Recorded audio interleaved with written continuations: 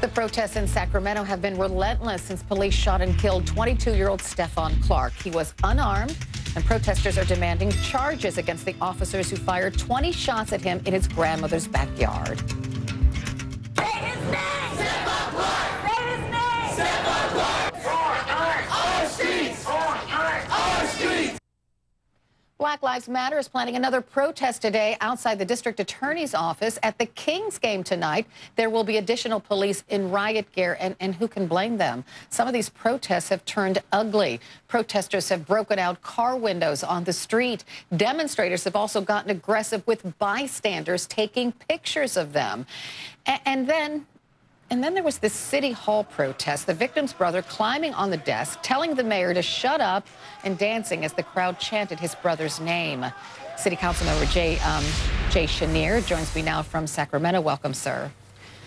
Good morning. I couldn't help but notice the look on your face as Mr. Clark climbed on top of that desk. What was going through your mind? Well, it was a little bit shocking. It was really raw emotions that we haven't seen. It was an engaged community here in Sacramento. I think the mayor actually handled it very well, trying to talk to the brother. But, you know, we moved through it that night and we'll continue to move through it as a city.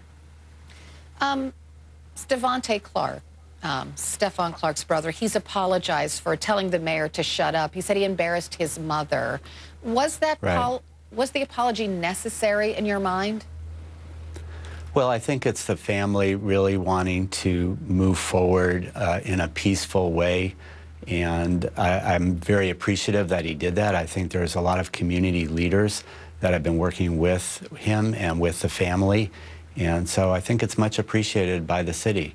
I don't know that it was imperative that he did that, but I think it's a good sign.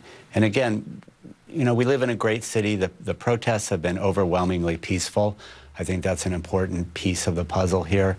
I think our police have handled it very well, and I think this family can lead through how they demonstrate, or demonstrate how they lead through their actions. I will say, sir, that some of white America might not understand the way some of these protests are going, especially around the Kings game, right?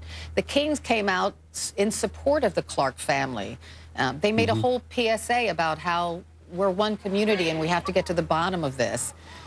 Yet protesters have surrounded the arena there and blocked fans from going into the games.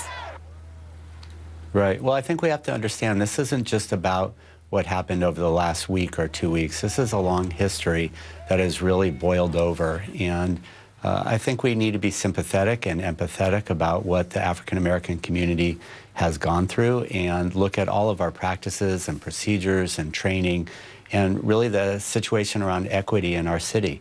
And that's what we live in a great city. We live in a very diverse city. We are the most diverse city in the country. And we need to work together, again, to move forward around this and to do what's right for the city. In your mind, sir, should criminal charges be brought against the police officers involved in this shooting? Well, we have 4 investigations going on. We have the DA's investigation, we have our own internal investigation, we have our Office of Public Safety, and then we've asked, and I think this is a great move by our police chief, we've asked the State Attorney General to get involved and do oversight of the investigations as well. We need to let those play out. But in the meantime, I think we need to look at our practices, our policies, our training, what we're doing. We can't wait 4, 5, or 6 months for the results of the investigations. Those are legal matters. We need to move forward as a city now and look at our practices and see what we can change so we can prevent things like this from happening. I believe those officers shouldn't have been in the situation that they got themselves into at that point. And so those are the things that we need to look at. But wait, I want to go back to that. Why shouldn't those officers have been there? Because there was a 911 call.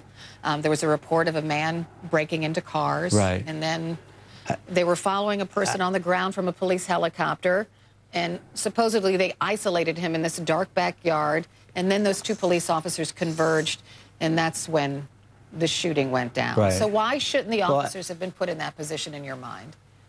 Well, I think we need to ask why did they not have non-lethal weapons out, either tasers or their beanbag guns that they have.